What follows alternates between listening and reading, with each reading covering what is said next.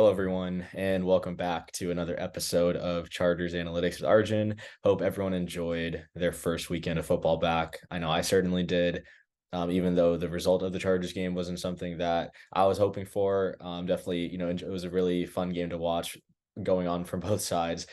So here we're going to talk a little bit about just kind of reviewing that game, everything that went on, some of the stats, some of the numbers behind that you probably won't get from any other podcast anywhere.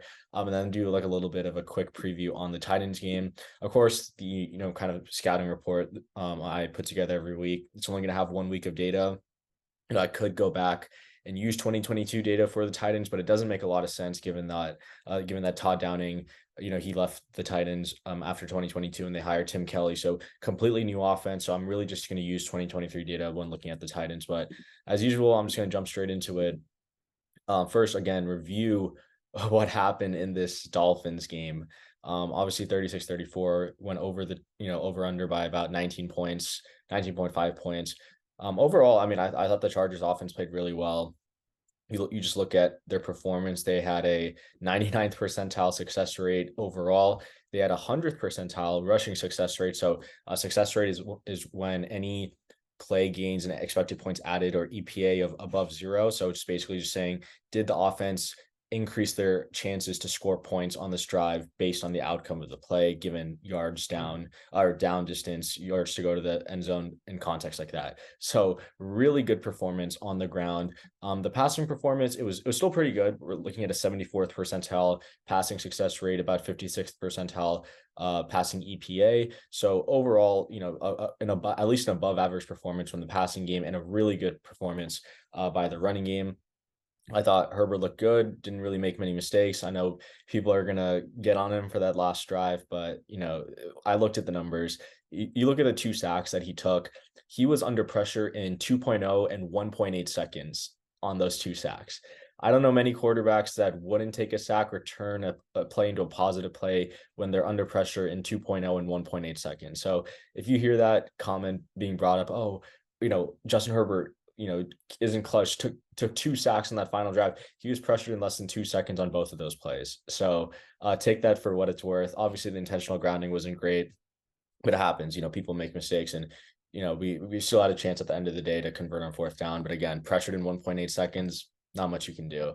So overall, pretty impressed with this Chargers offense. Again, I was, I didn't really make videos throughout the offseason, but when I said in my initial Kellen Moore video, he's going to transform this run game just simply with this scheme, but also getting Rashawn Slater back. And we definitely saw it in a game where the Dolphins came into this game from last year ranked top 3 in rushing EPA allowed on defense. They were top 3 run defense, and we ran all over them for 100th percentile performance. So really impressed by them.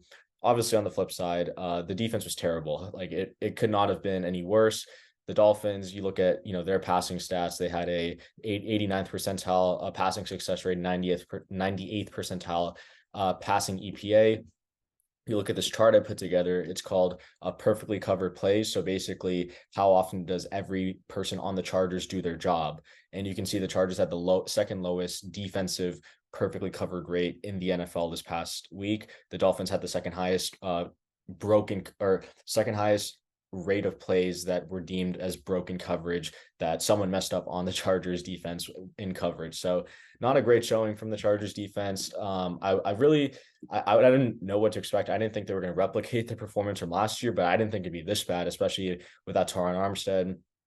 0 sacks on Tua. Just not overall, not a great performance by Brandon Staley and the rest of the Chargers defense. Going back to the run game a little bit, I was really impressed by Joshua Kelly, 16 carries, and he was successful on 75 of them. He gained a first down on 8 of his 16 carries, a first down or a touchdown. That is really impressive. And more importantly, he had a successful rush on 12 of his 16 rushes. Like that is an exceptionally high number. Obviously I thought Joshua Kelly should have got more carries last year. I think he got hurt at some point, and so obviously his play declined, but this is a really good start. And given that Eckler's banged up for this week, he's probably going to see a bigger workload than he has in years past. So really impressed by Joshua Kelly. I thought he did a tremendous job.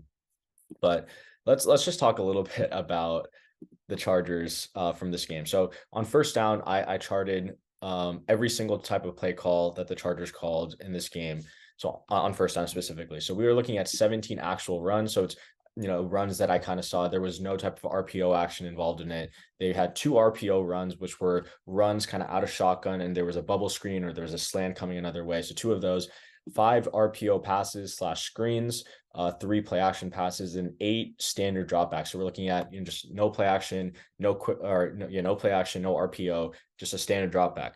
8 of those were on first down, but all of them came in 2-minute or end of game situations. So you take away 2-minute, you take away end of half, end of game. They didn't run a single standard drop back against this Dolphins defense. They didn't run one single drop back. And again, my main thing when Kellen Moore got hired was I thought he ran the ball a little too much in Dallas. I'm okay that he didn't pass the ball as much in this game, mainly because the run game is working. Look, I know I'm an analytics guy. I know I've worked for PFF. I've, worked in the league. Like, I know I'm supposed to be this, oh, you should never run the ball. Look, if the run game is working, if you have a 67% success rate when running the ball, if your running back Joshua Kelly has a 75% success rate when he touches the ball on a run play, then by all means run the ball. Like, if you're averaging over 6 yards a carry, you can run the ball all you want. My main thing has always been, if the run isn't working, if you're not an efficient run team, then you shouldn't run the ball as much. But because the run was working, I'm okay with this. With that being said, and we'll get to the Titans later, the Titans are not the Dolphins. The Titans were better than the Dolphins last year at stopping the run, and could be and will be better this year. And we'll see that in some of the numbers that I pull up in a little bit. But yeah, so just about this, a lot of RPOs and a lot of runs in this Dolphins game. But again, I'm okay with it, mainly because the run was working. And when it's working, you're getting 6 yards of carry, staying ahead of the sticks, then just keep it going, right? And I don't really believe that because they ran it so much, Herbert wasn't ready at the end of the game. Like, he had 44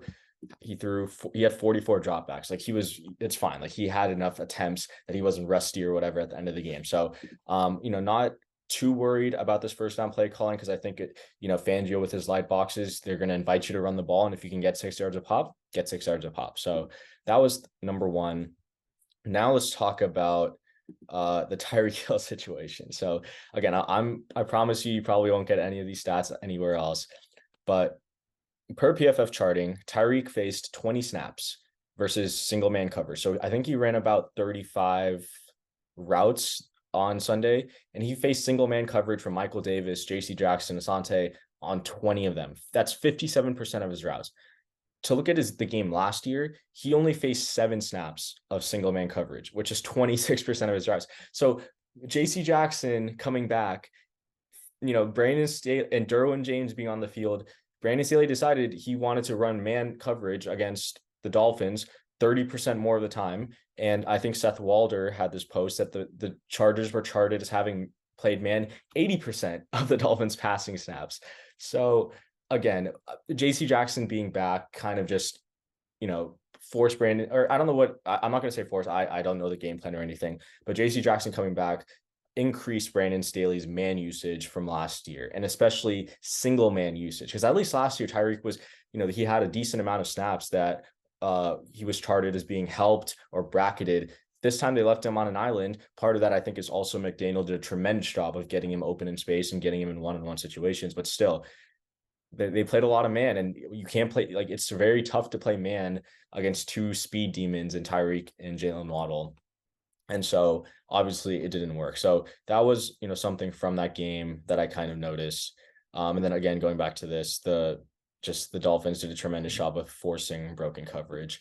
And so that was really everything I wanted to talk about from the Titans game, or from the Miami game.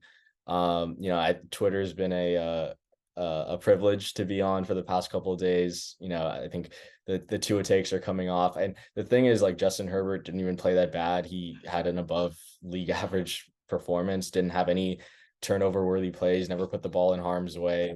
The offense scored 34 points. So can't really, I don't think you really criticize Justin Herbert for this game at all. And props to Tua. I thought he played well. So let's switch gears. Let's go to this Tennessee game real quick. Just look at how they did against the Saints. Ryan Tannehill was terrible. I'm going to put that bluntly. It was pretty bad. Very unproductive. Like, the Titans overall, just super unproductive throwing the ball. They were unproductive on offense, period. 15 points. Tannehill had 3 interceptions, 4 turnover-worthy plays. It was just a terrible game overall from them. It doesn't, even make sense how bad they were and how many open throws Ryan Tannehill missed. The Saints had a lot of success actually throwing the ball. They averaged a 0.2 EPA per pass and a 49% passing success rate, both which are 60th percentile and up, but they struggled a lot to run the ball. 24 runs, they averaged a negative 0.4 EPA per rush, which is a 9th percentile outcome, and a 17% success rate running the ball, which is a 4th percentile outcome. So this is a really good run defense. And I know the Saints offensive line isn't great. The Chargers offensive line, I think, is much better, especially on the interior, which is where the Titans have a lot of guys like Jeffrey Simmons and T.R. Tart. But this is going to be I think, a better run defense than what the Chargers saw. And Mike Vrabel isn't scared to load the box and stop the run. So just looking at the Titans, again, I'm only using 2023 data. So keep in mind small sample sizes. Don't overreact too much to some of the numbers, but also I think it will post something. And I think this will be the last week I kind of use my old scouting report. Again, I have something really cool in the works that I'll be putting out next week, hopefully, or at least the week after. But first off, the Titans only rushed on average, they had 4.08 pass rushers. So on average, they were really just sending 4 every single down. They're ranked 30th out of 32 teams this past week, 21% blitz rate, which was 24th in the league. So they're going to rush 4. They're not going to send much pressure, which I think is good for the Chargers. And I think the Chargers have the offensive line to hold up against 4. You look at their defenders in the box, they like to play 6-man in the box, and they like to play 7-man. And they played more 7-man in the box than 5-man in the box. So you're probably going to see them load the box more than they will be trying to stop the pass, which is something that is the opposite of what Vic Fangio did. Let's look at their personnel packages. You can see right here, they ranked pretty much slightly above league average in terms of 11 percentile usage, ran 11 personnel at about a 63% clip. And then outside of that, we can see they ran a lot of 12. So it's really going to be 11 personnel and then 12 personnel. You can see that here that they were pretty inefficient. Again, everywhere is just an inefficient day for that Titans offense, but they really struggled out of 11. But we can see here with the pass rate over expected, when they went 12 and when they went 21, it was most likely a run.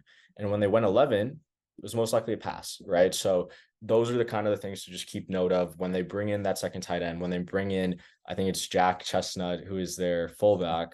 We can check that. Yeah, Jack Chestnut. They're most likely going to run the ball. When they bring in Trevon Wesco to run 12 personnel, they're more likely to run the ball. But when they bring in Nick Westbrook-Ikhine, they're more likely to pass. So again, just some of these tendencies to keep in mind. This will be broken down a little bit further next week, again, with my new outcome or my new report. But I think that's something to keep a note.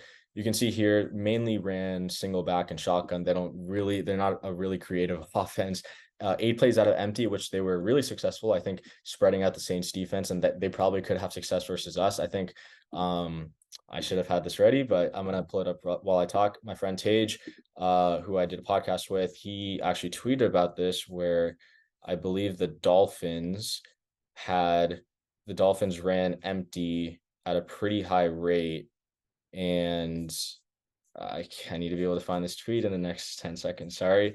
But yeah, the Dolphins ran empty a lot against the Chargers, and they had a lot of success doing so. Yeah, right here. Sorry. The Dolphins went into empty on 18.8% of their plays and passed on, obviously you're going to pass it to empty. And they averaged a 1.32 EPA per pass. So basically, every time the Dolphins lined up to pass or lined up in empty, they added about 1.3 points to their score, which is absolutely insane. So given that the Titans have also had success running empty this past weekend, that's not something that, we'll love to see, but I think the Chargers, hopefully will be prepared for it, given that the Titans receiving room isn't as strong. You can see out of single back, negative 20.8 pass rate over expected. So they run the ball about 21% more of the time, and out of shotgun, they pass the ball about 7-8% more. So again, these tendencies I think are definitely visible in the numbers and on tape. Don't really think it's worth looking at that. Yeah, Hopkins got the most targets. Then it was Ikhine and then Burks. So the whole Chigakonkwo and Treylon Burks breakout season didn't really happen. Hopkins had the most targets, but he was targeting him was pretty inefficient. This is something that I believe Steven talked about on Twitter. Just looking at the Titans' rushing efficiency, they had a lot of success running left. They had averaged a positive EPA per rush running to the left side of the offensive line. So that's the Andre Dillard, Peter Skronsky side. So that those are their two best offensive linemen, and of course they had the most success running left. But I think what is most important is they had the most success overall running outside the tackles. So the end gaps are outside the tackles, averaged a positive EPA per rush. Yes, small sample. I understand that's just, we're working with 1 week of data, but I think just those are notable coming from that game. And if we scroll down, we can look at the Chargers defense. Like the Dolphins didn't run all that much against the Chargers. You can see 3 snaps running outside the tackle right, 3 snaps running outside the tackles left, inefficient running left, efficient running right. So it's tough to really make too many conclusions from a three rush sample size. So I'm not, I think based on last year, obviously this would have been a huge concern about the kind of outside zone scheme that the Titans like to run. And so if they do decide to run outside the tackles, I think that would be a little bit concerning, but you can see the numbers say they like to run left more than they run right. They have 6 total rushes running right. They have 15 total rushes running left. So definitely that's another thing to keep in mind. But if you look at this graph, the Titans' defense and stopping the run, they didn't allow a positive EPA per rush to any gap. And so whatever the Chargers did to get a 67% rushing success rate against the Dolphins, it's probably not going to work this week against the Titans. So I would hope, again, if we go back to my kind of like first down play calling breakdown, then maybe this gets toned down just a little bit and we see a little bit more passing, given that the Saints actually had a pretty good day passing the ball, and Justin Herbert is a better quarterback than Derek Carr. But yeah, that's honestly everything I wanted to talk about. Again, we're still super early in the season, so we don't have as much of data to kind of make big conclusions or look at opposing teams. But I do hope that kind of reviewing what happened in the Dolphins game and anything from the Titans game against the Saints was helpful, and kind of will provide some insights onto what the Chargers could be expecting this week from the Titans. Definitely a must-win game. They are favored for the second week in a row, so they should win this game, even though it's in Tennessee. And they're going against Derrick Henry, but they did a good job stopping the run last year against Derrick Henry. Didn't have a great day on offense, but got it done when they needed most. So definitely a must-win game. Hopefully they can pull it out. And I think overall it should be a fun game again. And the offense looked really good, so I think they should be able to come away with the win. Probably going to be low scoring, given that the Titans' offense looked pretty bad and their defense is always pretty good. But again, thanks everyone for watching this video. And again, I hope everyone will be a little bit excited for my new report coming out for these type of videos next week. But until then, hope everyone has a great rest of the week. And until next time, bolts up.